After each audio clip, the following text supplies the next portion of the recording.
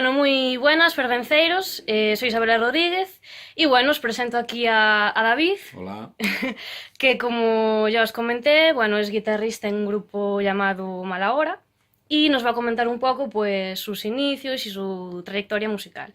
Cuéntanos, David, ¿cómo empezaste en esto de la música? ¿A qué te dedicas?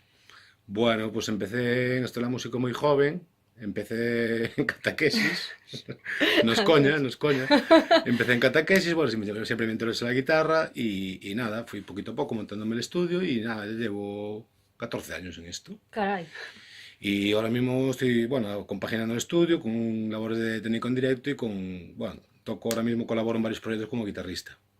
Vale, ¿y puedes comentarnos algo de los proyectos a los que te estás dedicando? ¿Con quién? No sé, un Vale, poco. vale. Pues nada, ahora mismo estoy en un proyecto con una ex también de la gallega, que Que se de llama, hecho también está en Fervenza está Galega. en Fervenza, que se llama Paula Varela, Sí. una gran cantante. Y lo compagino con En Mala Hora, que es un grupo de básicamente de covers, de blues, rock, bueno, pop rock internacional, bueno, algo así un poco para pasarlo bien y tocar y mantenerte.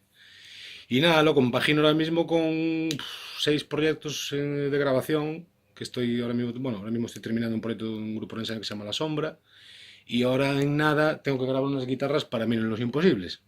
Y el lunes también estuve yo Y el grabando. lunes estuve grabando un tema que, por cierto, ya lo escucharéis y quedó bastante curioso. Pues sí. Bueno, pues hasta aquí la entrevista de hoy y espero que os guste.